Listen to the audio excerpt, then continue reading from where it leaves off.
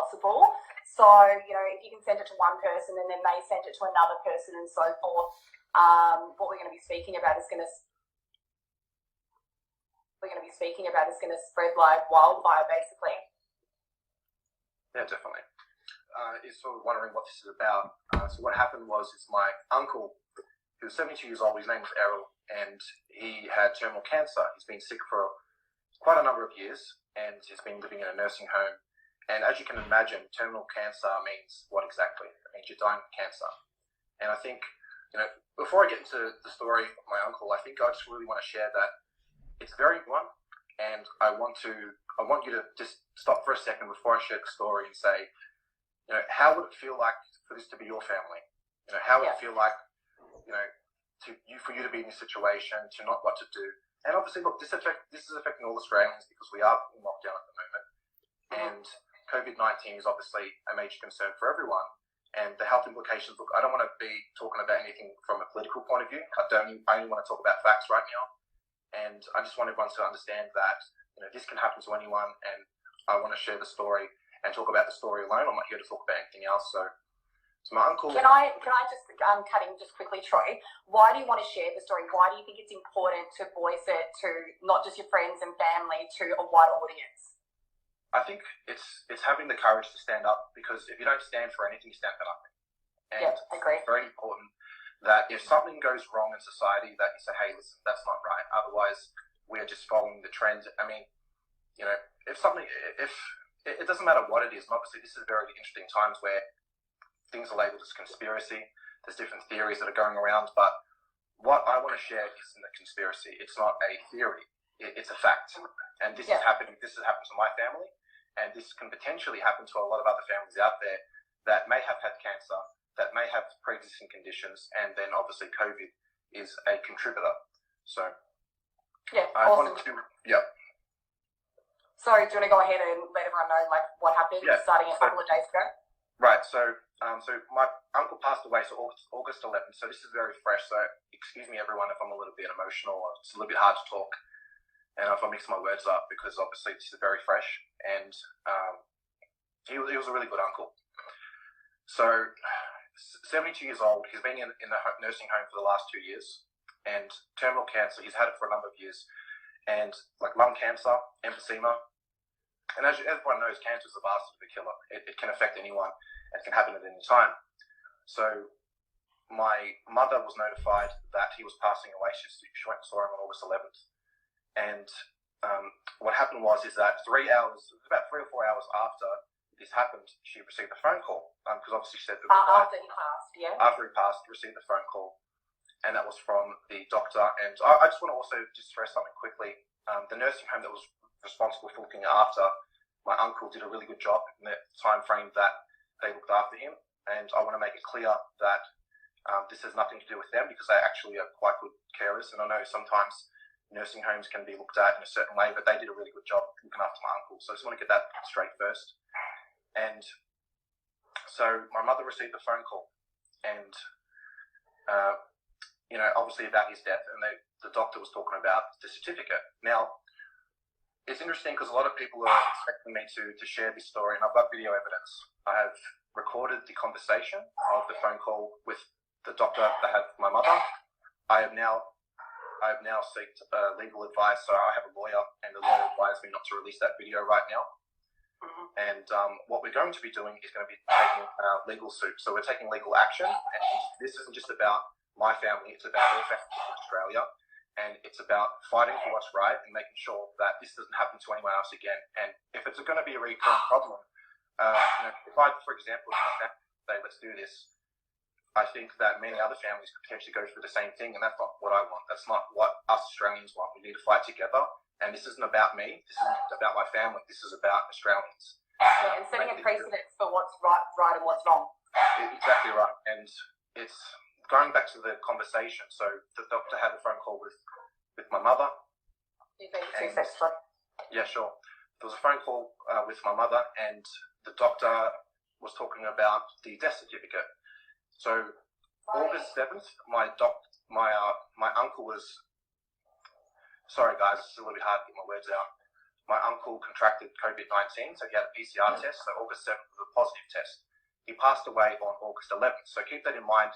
There was 4 days between contracting the virus and passing away. So as you can imagine, 4 days isn't a long time. He was in palliative care. For everyone listening, he was in palliative care for 6 weeks before he passed away. So this is obviously a long-term pre-existing condition. This isn't something that just popped out of nowhere. He's been sick for a long time. He's had cancer, and he has a number of other pre-existing conditions. I want to make it very clear.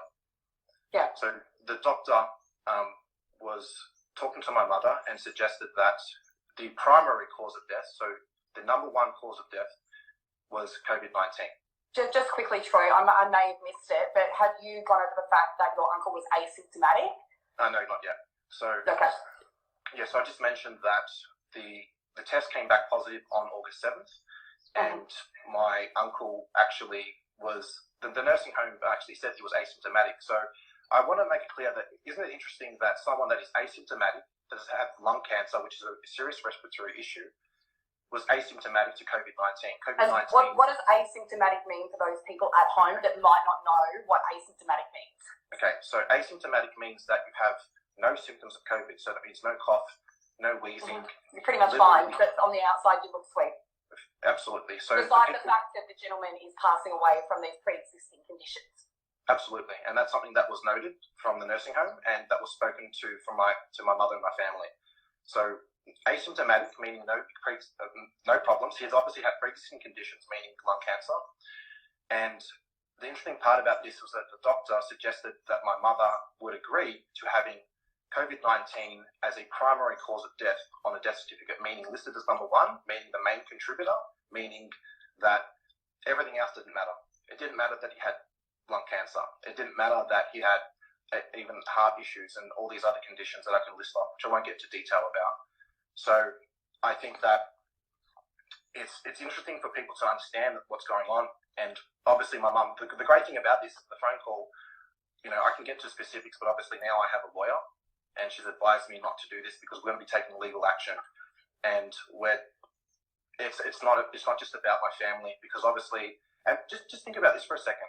How would you feel if your mother or your sister or anyone is going through this, and 3 hours after he passes away, you're getting a phone call from a doctor and that wants to talk about COVID-19? It's not the right time or place. Someone's in their most vulnerable state. And imagine having someone trying to push their opinion on you. When you're mourning your brother. Yeah, it's amazing. So what happened from that point forward? So just to recap, the phone call was there. My mother obviously said no, he did not.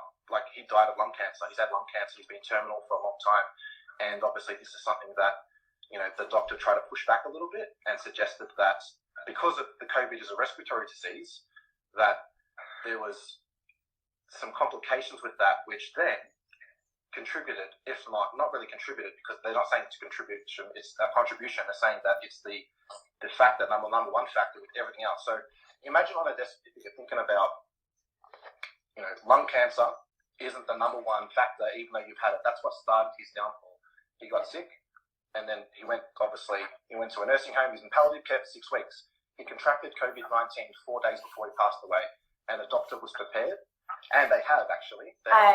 Troy, hang on. What about the part in the conversation? Because I've actually heard the conversation. Troy's played it to me. When the doctor says that he had heart failure, the guy has had heart failure, yet the primary cause is COVID. You wouldn't think that anything would trump heart failure. If your heart fails, that's your primary cause of death.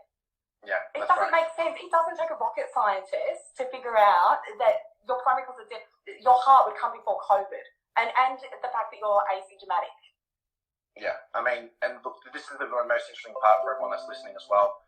So not only did the doctor obviously push for that, and for the people that are commenting, you can see, for example, the test, for anyone that's wondering, it was a PCR test, and you can look at the government website. This is obviously listed on the government website. They cannot distinguish between certain different diseases and COVID. That's something that's on the government website, so you can look that up. So it's a PCR test.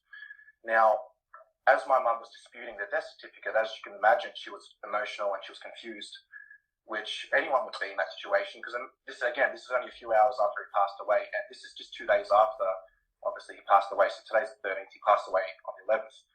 My mum actually asked, and this is on the recording, I don't understand why this is happening. He passed away from lung cancer, and if they're going to list COVID, like what's the sort of agenda? And my mother actually asked the doctor. The example's great. The example, which was interesting, and she said, if this was a car accident, if there was a car accident, someone had COVID, would that be listed on the death certificate? Right, everyone? Would that be listed on the death certificate? And the answer was yes, and that is on recording.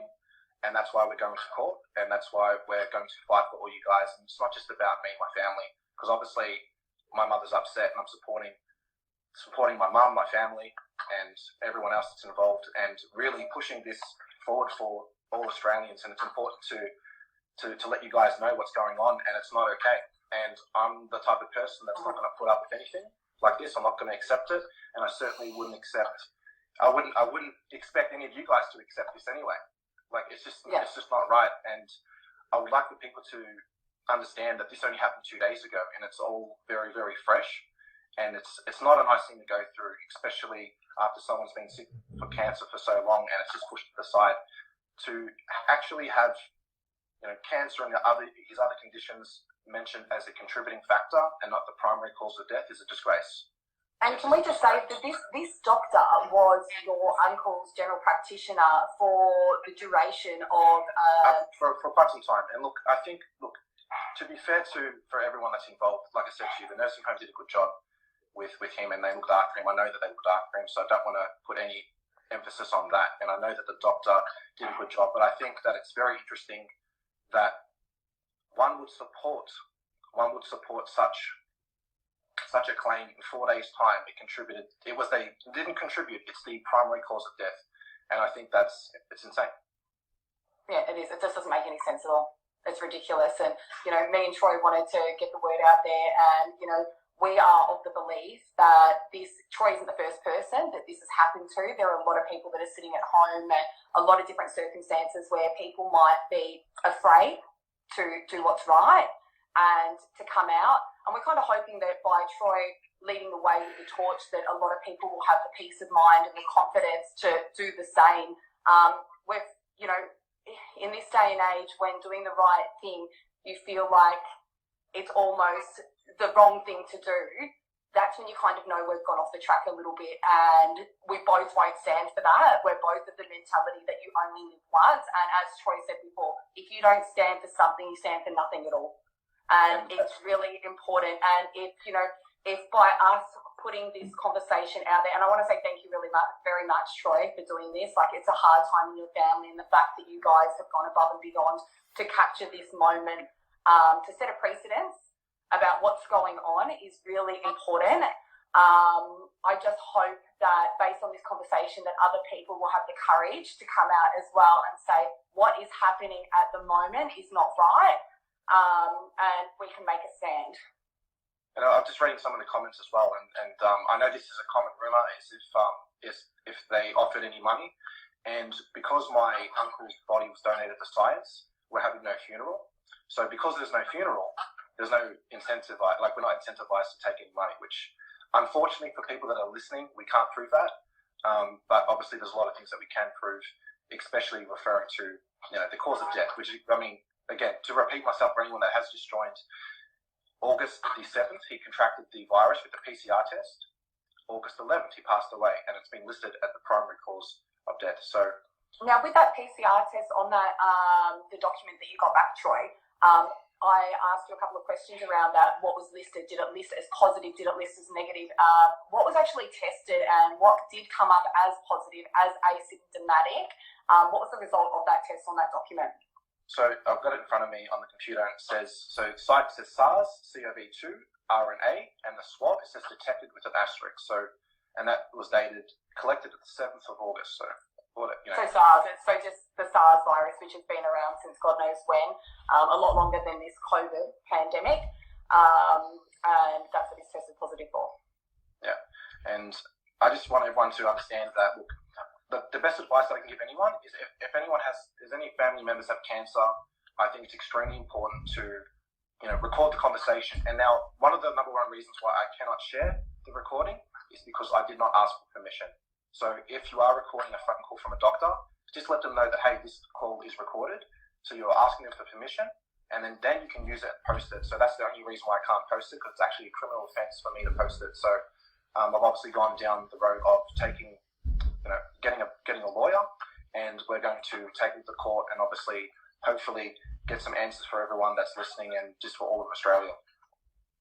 Yeah, definitely. Just something really quickly on that, something interesting that I found out today. I just wanted to add this to this general conversation that I know it's a really hard time for people whose family members may have passed away of late.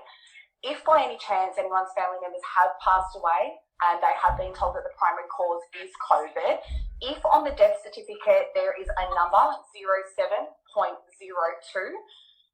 that number, that reference number there, that stands for an assumption that that person is assumed to have passed away from COVID. It's not actually being tested for. So I personally, as well as Matt Lawson Photography, Fanos, anyone else, if you know, I know it's a really hard time, but we need the data behind this.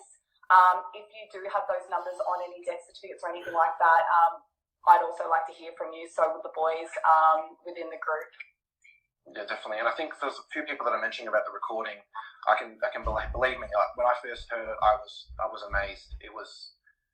It's a blessing that there is such a recording, and obviously, I believe once we go to court, I'll obviously listen to what the lawyer has to say, and then my intention is to release these as soon as I can. As soon as I've given it a go, I'd like to do it, because obviously, I actually said in the public's best interest. I actually straight away I just said, look, what's the charge? Contacted the lawyer. What's the charge if I release it? Yeah. That's what I said. Look, you were actually willing. You rang me today this afternoon and said, hey, I was like, I'm actually willing to cop a financial charge on the chin to stand up for what's right, and you were going to do that. And then on the advice of your lawyer, you said, you know, well, I've got to keep this to myself because it can be detrimental to what you're going to be doing, the proceedings of court. Yeah, exactly. If it wasn't for the court proceedings, then look, to be honest, the intention wasn't even to take this to court. Like, I had absolutely I wasn't willing to do it. There wasn't even a consideration. I just wanted to let everyone know what was going on, because it's just not right. And I think that, you know, when you do start talking to people and it makes sense, and you're speaking to a lawyer and you're like, hold on a second, we can do something with this. And it's not, like I said, it's not about money. It's about making it right and letting everyone know, hey, this is not acceptable. We're all in lockdown, right? Especially in Melbourne, but it could potentially be Australia-wide. We're obviously all affected by this. And if they are organising a fake, or I can't say fake because I don't want to use that's not the right word, but well, SARS is a thing, isn't it? And that's what he's been tested positive for. SARS is a thing. Yeah, SARS has been around for ages, but if they're blowing it out of proportion and they're exaggerating the numbers, COVID death, but it's probably not the right thing to say. But it's definitely the interesting diagnosis. But doctors are actually supposed to do, when they do a certificate, that's just supposed to be a certificate. It's interesting that the doctor had the courage to actually run it by my mother, because he knew that was a little bit interesting. And you know, the more that you think about it, the more questions it raises. So I would just like for this post to be, you know, for everyone to listen, and if something goes on in your family, record the conversation, especially if it's with a doctor, and let the doctor know that it is being recorded. That's probably the best advice I can give anyone, because as soon as you do that, there's going to be a lot more credibility, and more people are going to be able to file suit and do something against the government. Yeah, definitely. And moving forward, as I said at the start of this conversation, a lot of people may have missed it. Our plan is to share this conversation on as many social media platforms as possible. So if you are recording it, and we both will add it to our timelines, if you can share it to Australian We're Young and Free groups, and, you know, people that are, you know, starting movements within the community and open-minded, and just people that are having the conversation, that are